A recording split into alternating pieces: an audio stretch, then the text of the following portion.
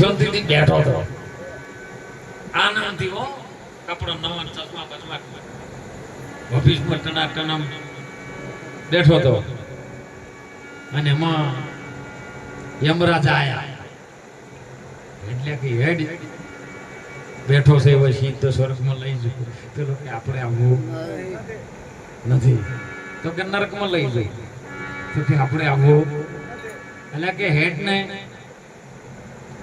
કે તમે અત્યારે માથાકૂટ કરવા મને ઓફિસમાં આવી મગજમારીઓ ન કરશો મને શાંતિથી મોજ છે આનંદમાં બેઠો છું મને બેહવા દો પેલો કે હમણાં હું વાત કરી તો તું હમણાં મારી મોર થાય હું તને હાલ જીવતા લઈ જઉં છું સારું છે આય કે હમણાં જો હું વાત ઉપાડવા માંગુ છું એ વાત તારા કોઈની આવશે ને તો તું મારી મોર ધોડી ખેડજો હવે મને લઈ જો કે ના ના એવું થાય જ નહીં મારે જીવતા આપવું જ નહીં યમરાજાએ કીધું કે તાર મોબાઈલ ચો છે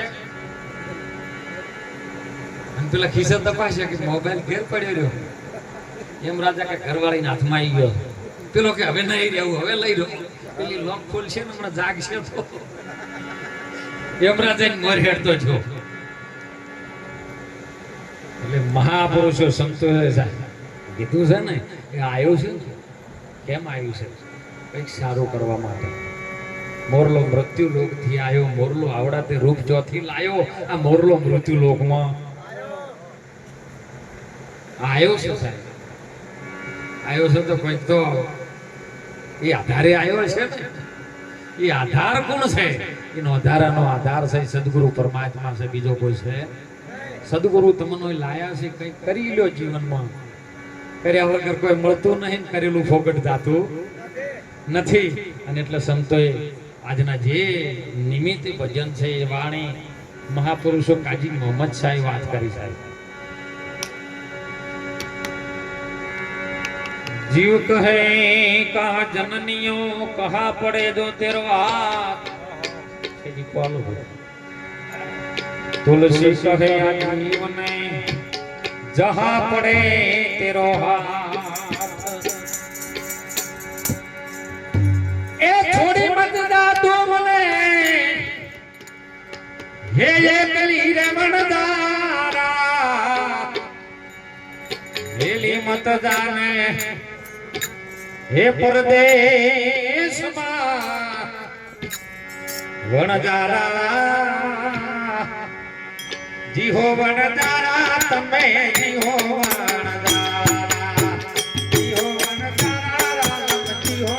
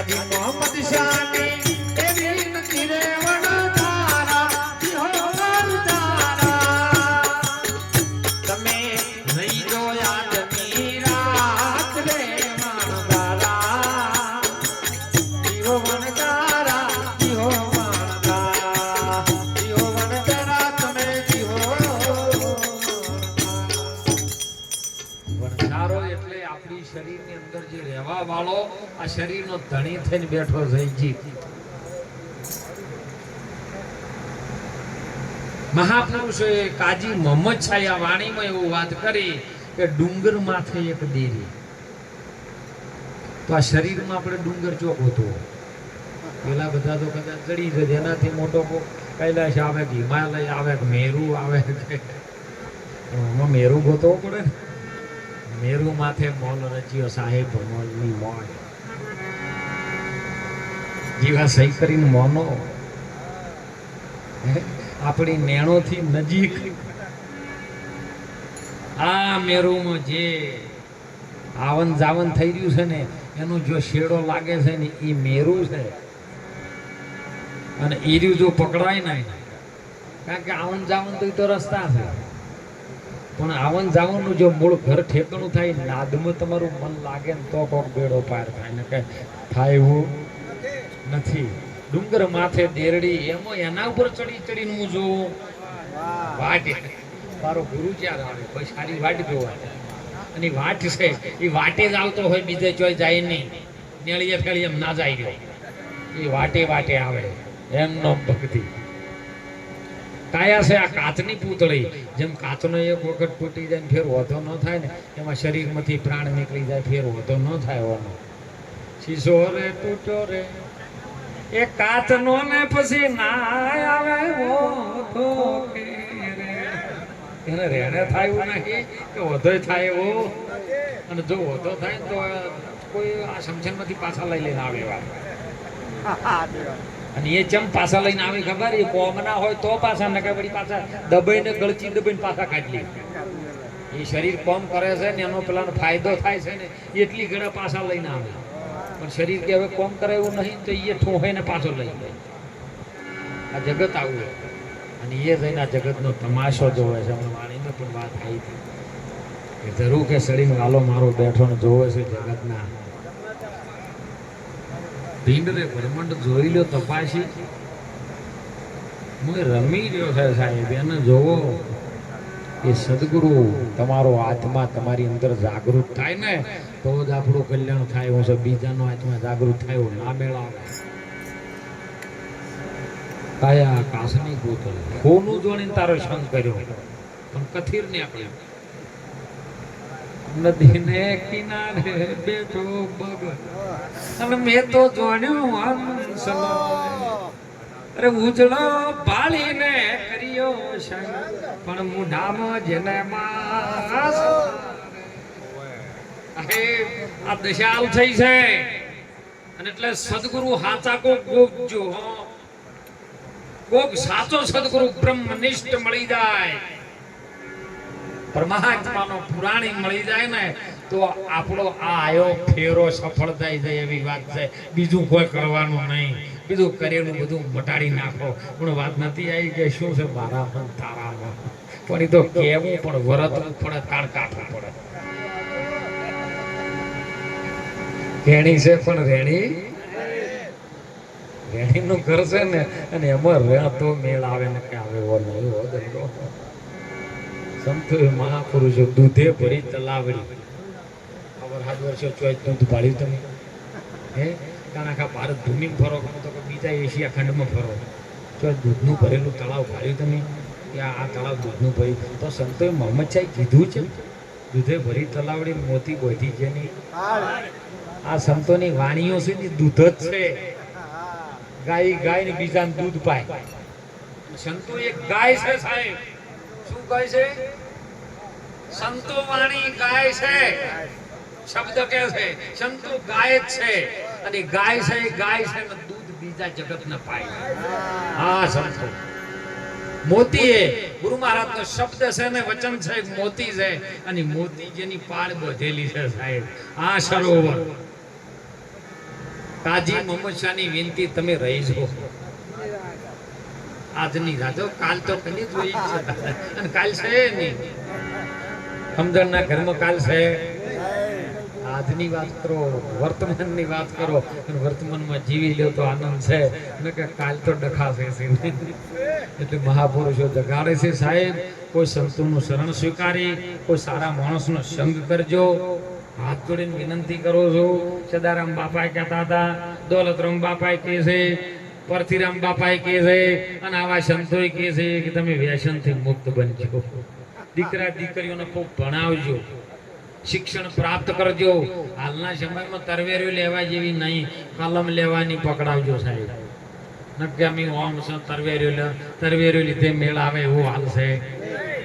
અને તો સમય આવશે તને લેવી પડશે, તને લઈ જાય હે.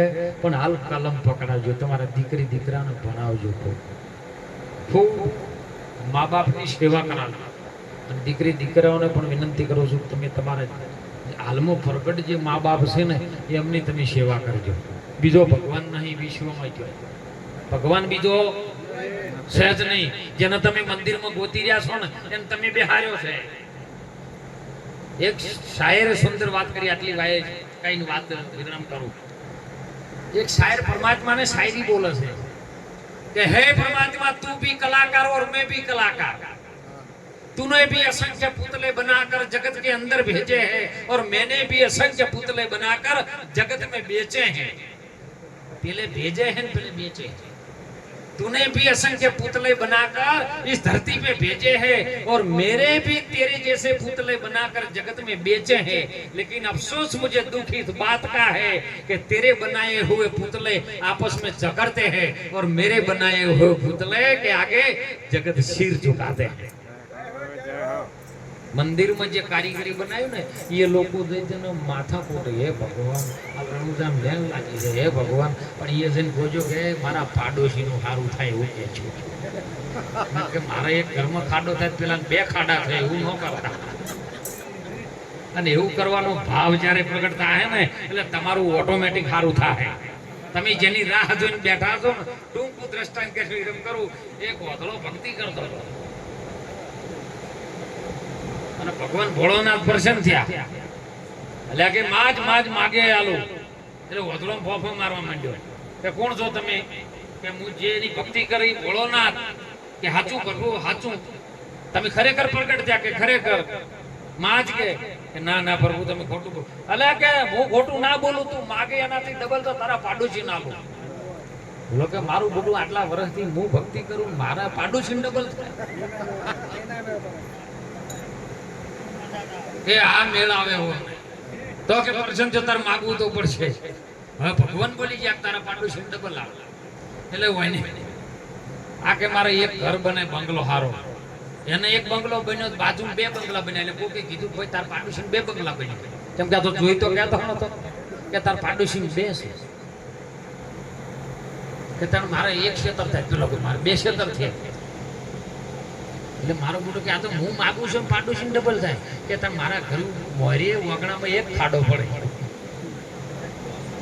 પાડોશી બે પડે. હવે આવો ભાવ હોય ભગવાન આવે ખબર કે મારી આ એક ક્વેશ્ચન બીજી ફૂટી થાય તો પેલો બચારાને બે ફૂટે. એટલે ભાવ હશે ને એવો ભગવાન થાય.